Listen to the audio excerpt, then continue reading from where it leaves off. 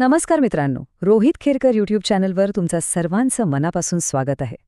आजच्या या व्हिडिओमध्ये आपण बॉम्बे हायकोर्ट क्लर्क म्हणजेच लिपिक पदाच्या डॉक्युमेंट व्हेरिफिकेशनची अगदी संपूर्ण आणि अचूक माहिती घेणार आहोत. तुमची वर्षभराची मेहनत आता फळाला आली आहे.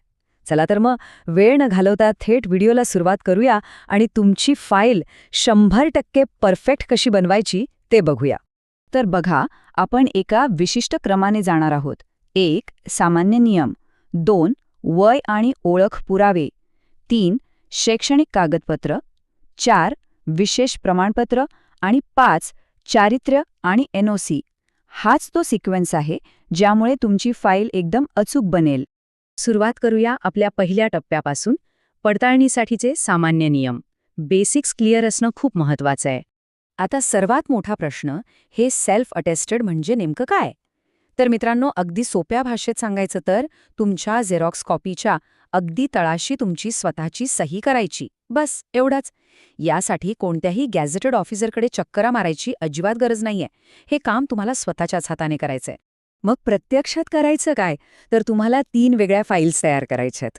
पहिली फाईल असेल तुमच्या सगळ्या ओरिजिनल कागदपत्रांची, दुसरी असेल तुम्ही स्वतः सही केलेल्या म्हणजेच सेल्फ अटेस्टेड झेरॉक्स प्रतींचा पहिला सेट, आणि तिसरी फाईल असेल याच झेरॉक्स प्रतींचा दुसरा सेट. आणि हो, यासोबतच तुमचे 2 पासपोर्ट साईज फोटो, तुमचं ओरिजिनल आधार आणि पॅन कार्ड जवळ ठेवायला अजिबात विसरायचं नाही.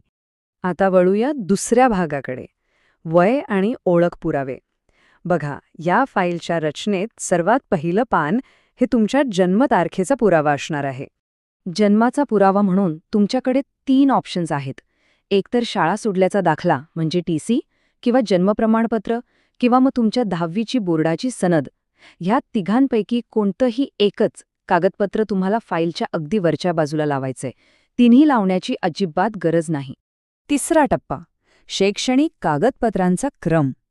जन्मतारखेचा पुरावा लावून झाला की मग आपले शैक्षणिक आणि तांत्रिक डॉक्युमेंट्स कसे लावायचे ते आता आपण बघूया. इथे मात्र तुम्हाला एकदम काटेकोर राहायचंय. हा क्रम असाच असायला हवा. आधी 10वीचं प्रमाणपत्र, त्याखाली 12वी, मग तुमचं ग्रॅज्युएशन म्हणजेच पदवीचं प्रमाणपत्र, आणि शेवटी जर तुमचं पोस्ट ग्रॅज्युएशन झालं असेल तर ते. हा सिक्वेन्स अजिबात बिघडू देऊ नका. यामुळे फाईल तपासणाऱ्याला खूप सोपं जातं आणि तुमचं इम्प्रेशनही चांगलं पडतं. बरं, आता इथे जरा लक्ष द्या. हा खूप खूप महत्वाचा मुद्दा आहे.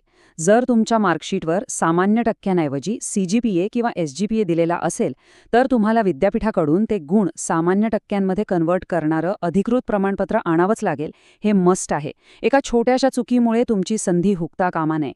एकदा का तुमच्या सगळ्या फॉर्मल डिग्रीज फाईलमध्ये लागल्या की लगेचच तुम्हाला तुमची तांत्रिक प्रमाणपत्र जोडायची आहेत.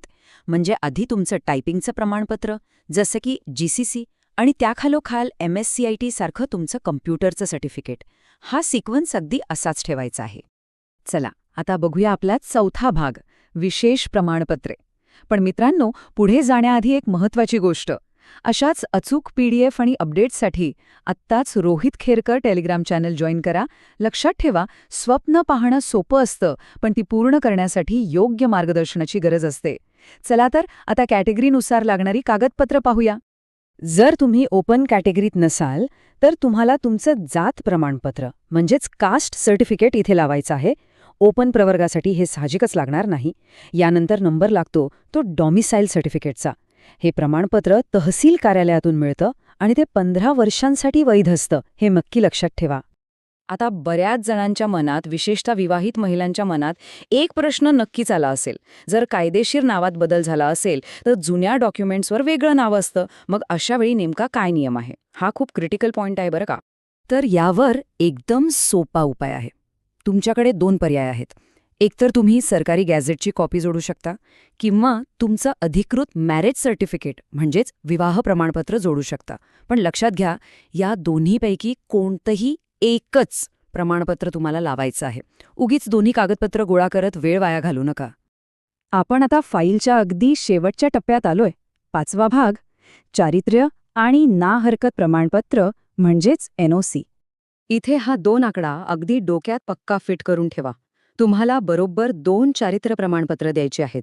आणि सर्वात महत्त्वाची गोष्ट, इतर कागदपत्रांसारख्या यांच्या झेरॉक्स चालणार नाहीत. ही दोन्ही प्रमाणपत्र तुम्हाला ओरिजिनलच सबमिट करायची आहेत. पण हे सर्टिफिकेट कोणाकडून घ्यायचं? तर तो व्यक्ती तुमचा जवळचा नातेवाईक किंवा तुमचा मित्र अजिबात नसावा. तो एखादा प्रतिष्ठित व्यक्ती असावा ज्यांचा स्वतःचा अधिकृत शिक्का आहे. आणि हो, फॉर्म वर त्यांचं पूर्ण नाव, हुद्दा आणि संपूर्ण पत्ता असणं अत्यंत आवश्यक आहे.